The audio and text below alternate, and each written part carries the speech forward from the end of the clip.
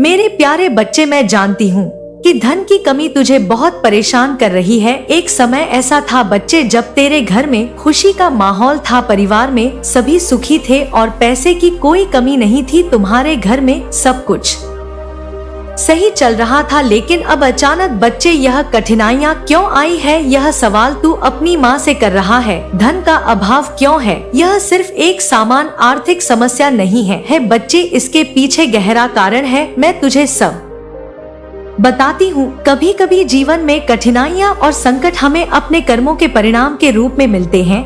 यह भी हो सकता है कि तुम्हारे परिवार में बच्चे कुछ लोग हैं जिन्होंने अतीत में अत्याचार किया है, दूसरों को दुख पहुंचाया है और पाप किए हैं।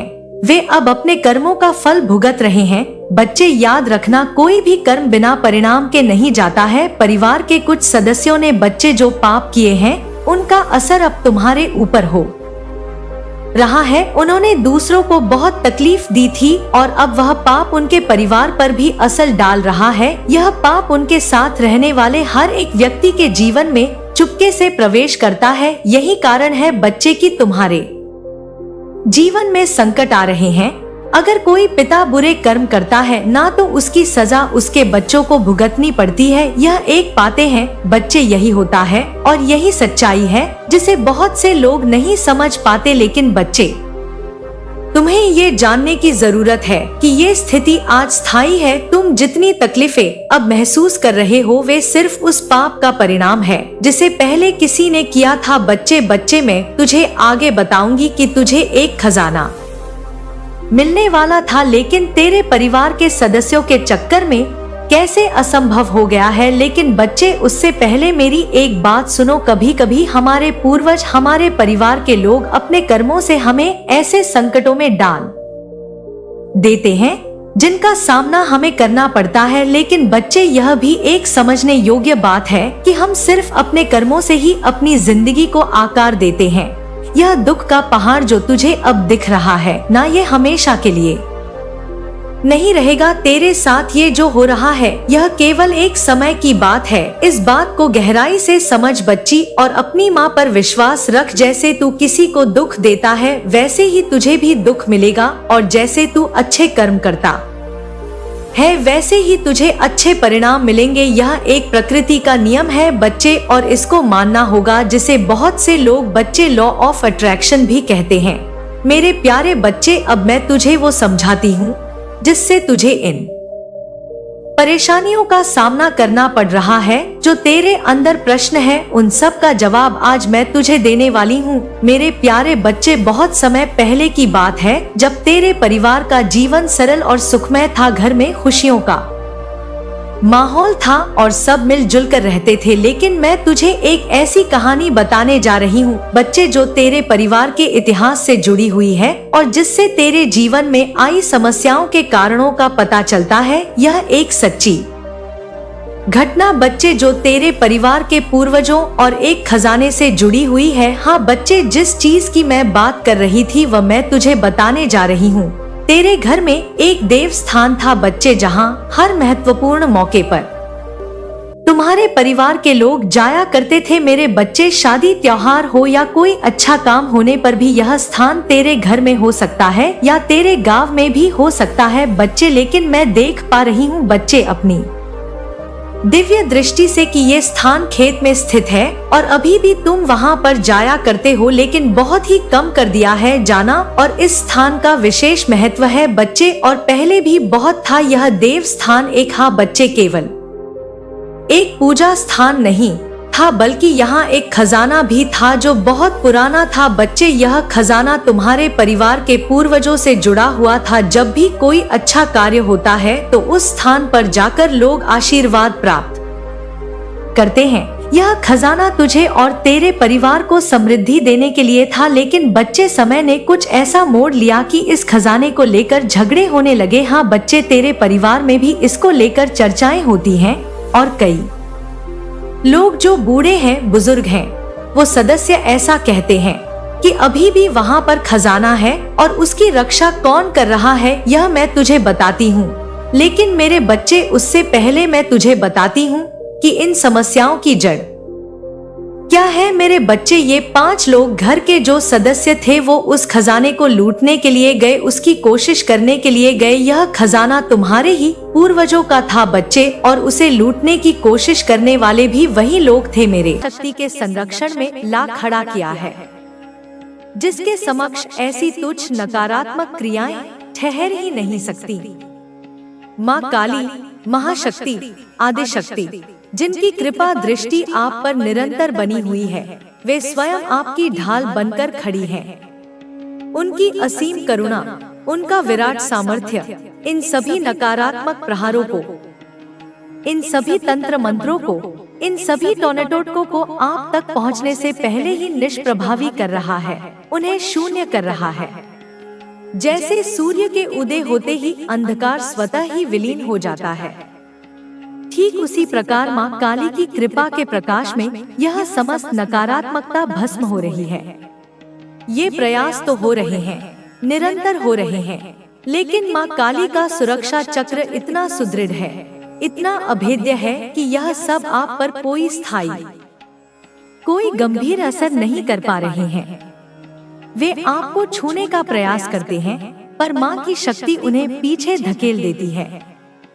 अब क्योंकि ये नकारात्मक शक्तियाँ अपने मूल लक्ष्य अर्थात आपको सीधे तौर पर हानि पहुँचाने में विफल हो रही हैं, तो वे दूसरे मार्गों से प्रकट होने का प्रयास कर रही हैं। यह सारी नकारात्मक ऊर्जा, यह सारा द्वेष, यह सारा काला जादू अब आपके सपनों के माध्यम से, आपके अवचेतन मन के द्वार से आपको दिखाई देने लगा है। आपके स्वप्न अब साधारण नहीं रहे, वे उस अदृश्य युद्ध का प्रतिबिंब बन गए हैं जो आपके ऊर्जा क्षेत्र में चल रहा है। इन सपनों में आपको अस्पष्ट भयावह आकृतियां दिख सकती हैं। आपको ऐसा महसूस हो सकता है कि कोई आपका पीछा कर रहा है या आप किसी जाल में फंस गए हैं। यह गंध, यह मैल, यह दूषित ऊर्जा जो तंत्र मंत्र और टोर्नेडो के रूप में आपके खिलाफ, आपकी शांति के खिलाफ, आपकी समृद्धि के खिलाफ निरंतर प्रयोग की जा रही है, वह अब आपके सपनों में प्रतीकात्मक रूप से प्रकट हो रही है, ताकि आपका चेतन मन भी इस अदृश्य खतरे के प्रति सचेत हो सके।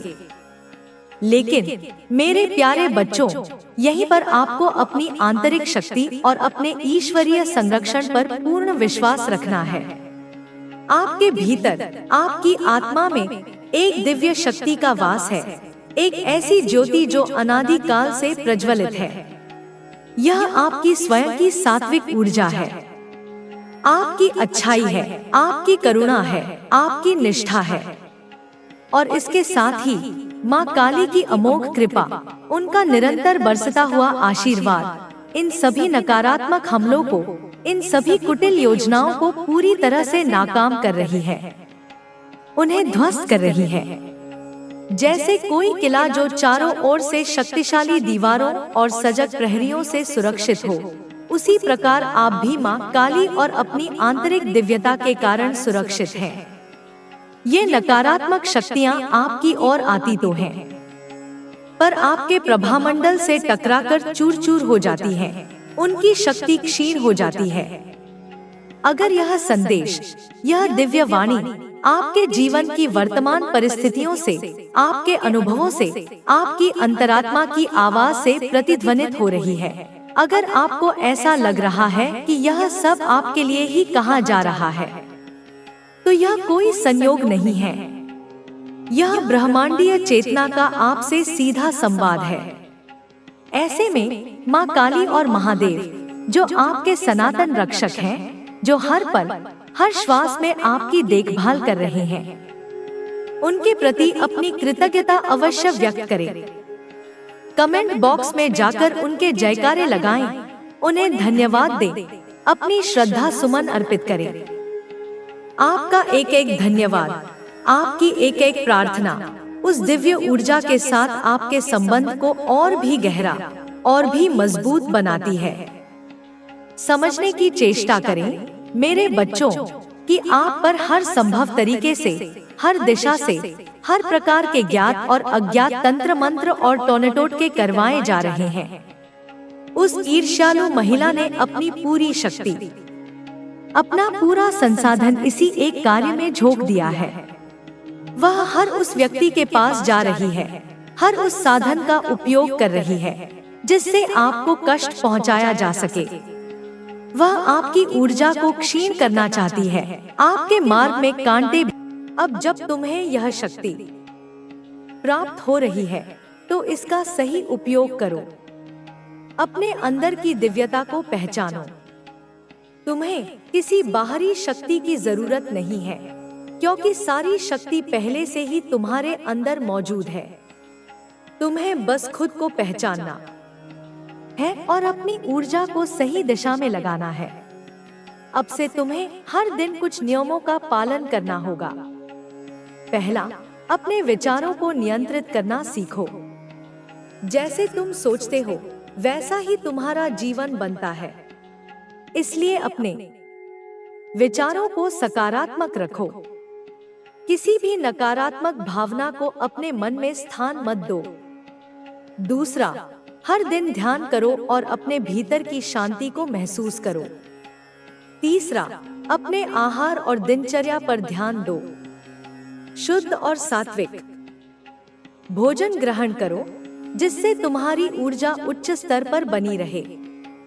चौथा, दूसरों की भलाई के बारे में सोचो, क्योंकि जब तुम दूसरों के लिए अच्छा करते हो तो ब्रह्मांड तुम्हारे लिए अच्छा करता है। अब तुम्हारे जीवन में कुछ नई घटनाएं घटेंगी। तुम्हारे कुछ रुके हुए कार्य पूरे होंगे। तुम्हें ऐसे अवसर मिलेंगे जो पहले असंभव लगते थे। लेकिन याद रखना, इन अवसरों का सही उपयोग करना तुम्हारी जिम्मेदारी है।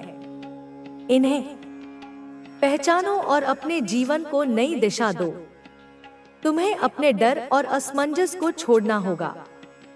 तुम्हारे जीवन में जो भी परिवर्तन हो रहे हैं वे तुम्हारे भले के लिए हो रहे हैं। उन्हें अपनाओ और आगे बढ़ो। तुम्हारे जीवन में कुछ नई आत्माएं प्रवेश करेंगी जो तुम्हारे मार्गदर्शक बनेंगी। ये वे लोग होंगे जो तुम्हारी ऊर्जा से मेल खाते हैं और तुम्हारी यात्रा में तुम्हारी सहायता करेंगे। लेकिन इसके साथ ही तुम्हें सतर्क भी रहना होगा। कुछ ऐसे लोग भी होंगे जो तुम्हें फिर से गिराने की कोशिश करेंगे। तुमने अब तक जो सीखा है उसका उपयोग करके उन्हें पहचानो और उनसे उचित दूरी बनाए रखो।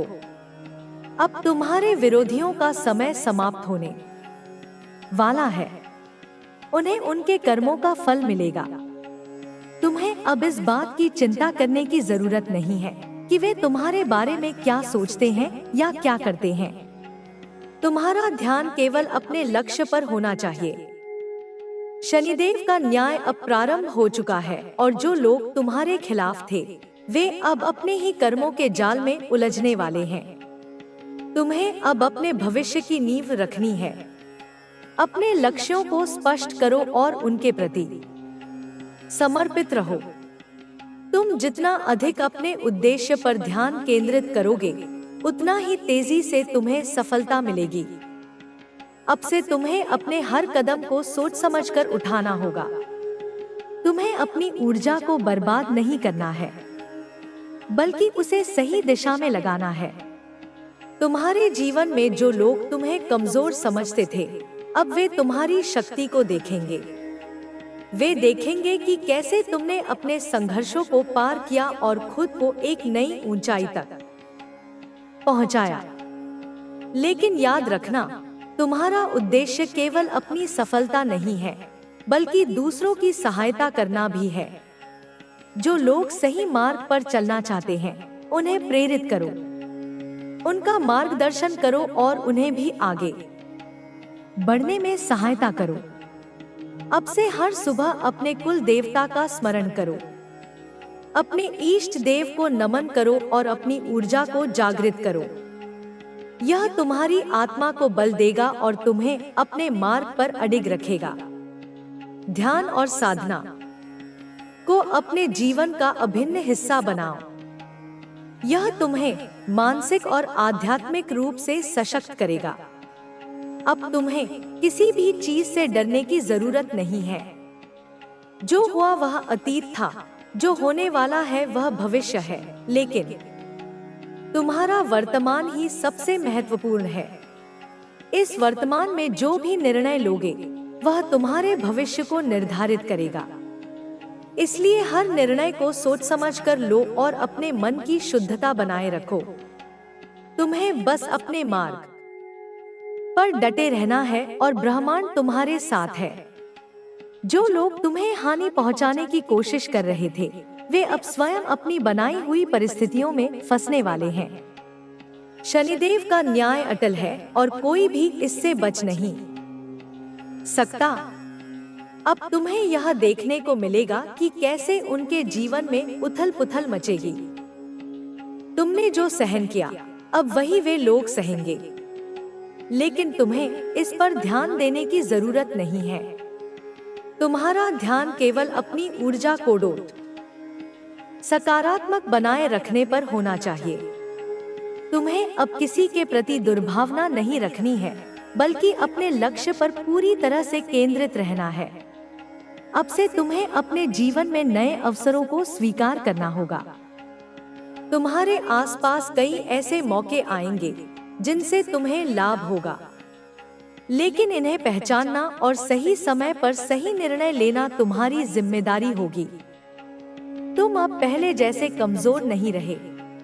तुम्हारे भीतर शक्ति का जागरण हो चुका है और अब तुम्हें इसे अपनी उन्नति के लिए उपयोग करना है।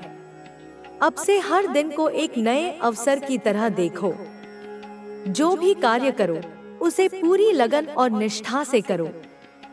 अपने अंदर की शक्ति को पहचानो और उसे दुनिया के सामने लाओ। तुम्हारे पास असीमित संभावनाएं हैं और अब तुम्हें इन्हें वास्तविकता में बदलना है। तुम्हारे जीवन में अब एक नया अध्याय शुरू होने वाला है। यह अध्याय तुम्हारी शक्ति, तुम्हारी सफलता और तुम्हारी उन्नति का होगा। अब तुम्हें कोई नहीं रोक सकता। यह ब्रह्मांड तुम्हारे साथ है। तुम्हारे अच्छे कर्म तुम्हारे साथ हैं और अब समय भी तुम्हारे साथ है। अब जब समय ने करवट ली है तो तुम्हें अपने जीवन में नए बदलावों को अपनाना होगा। अब तुम्हें उन चीजों पर ध्यान देना होगा जो तुम्हारी उन्नति के लिए आवश्यक है। जितने भी संघर्ष तुमने देखे हैं, उन्होंने तुम्हें मजबूत बनाया है। यह समय आत्मनिरीक्षण का है। यह समय खुद को नई ऊंचाइयों तक ले जाने का है। तुम्हारे आसपास के लोग अब धीरे धीरे समझने लगेंगे कि उन्होंने तुम्हारे साथ कितना अन्याय किया था। जिन लोगों ने तुम्हारे साथ छल किया, अब वे खुद अपने कर्मों का परिणाम भुगतने वाले हैं। जो लोग यह सोचते थे कि वे हमेशा सुख में रहेंगे, अब वे अपने जीवन में आने वाली परेशानियों को देखेंगे, क्योंकि यह ब्रह्मांड हर किसी को उनके कर्मों के अनुसार फल देता है।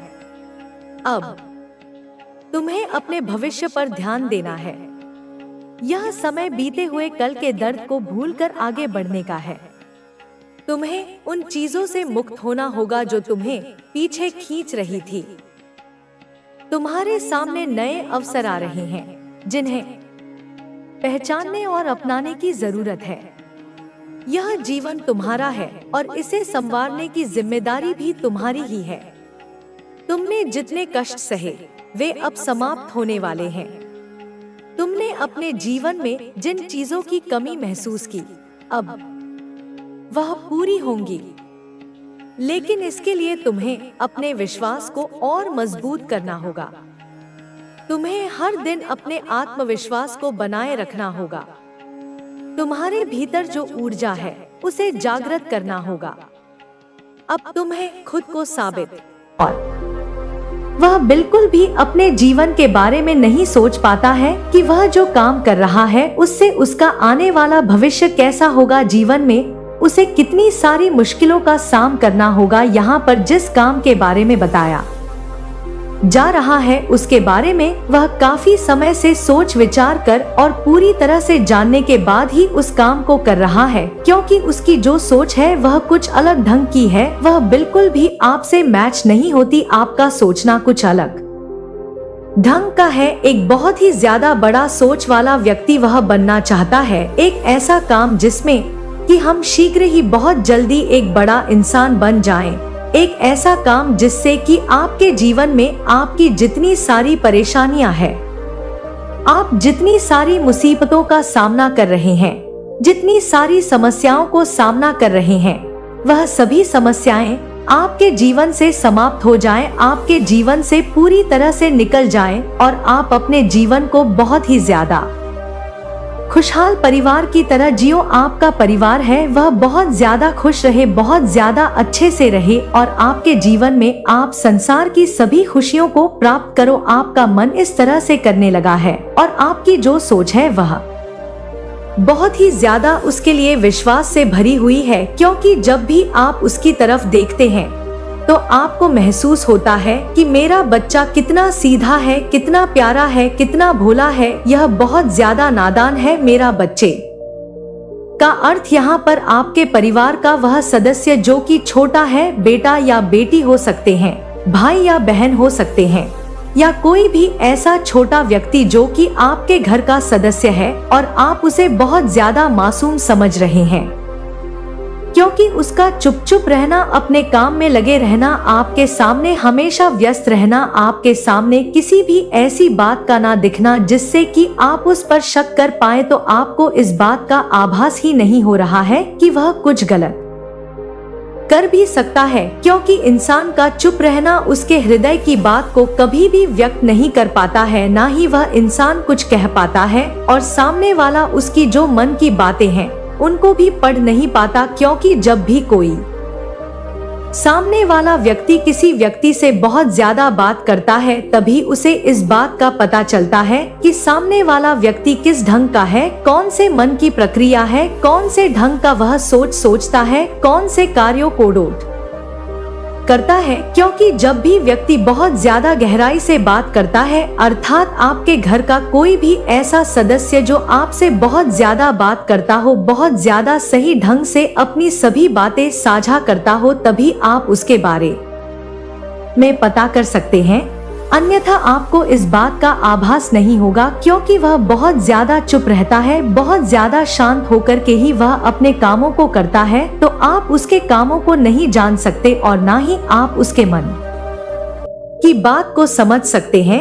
जब कोई व्यक्ति आपके सामने बहुत ही ज्यादा भोला सा नजर आता है तो आपका मन बहुत ही ज्यादा उसके लिए नाजुक हो जाता है, प्यार से भरा हो जाता है। आप उसके बारे में सोचने बैठ जाते हैं कि यह बहुत ही ज्यादा सीधा साधा है, बहुत ज्यादा भोला है, बहुत ही ज्यादा अच्छा व्यक्ति है और आपके मन पर उसकी एक बहुत अच्छी छाप है, एक बहुत अच्छी सोच है आपके मन के अंदर उसके प्रति। आप बार बार जब उसके बारे में सोचते हैं तो आपको एक बहुत अच्छी अनुभूति होती है, आपको एक गर्व होता है, लेकिन आपको वह बात पता नहीं है। इसी वजह से आप बहुत ज्यादा शांत हो, आपका मन बहुत ज्यादा शांत है, आपका उस पर विश्वास है, लेकिन उसका जो मन है वह किसी ऐसी दिशा में जा रहा है जहां से उसे जाने से रोकना होगा, क्योंकि आपका यह जो विश्वास है एक ऐसे समय पर जाकर टूट ना जाए जिस समय पर आप खुद को संभाल ना पाओ, क्योंकि हद से ज्यादा बढ़ी हुई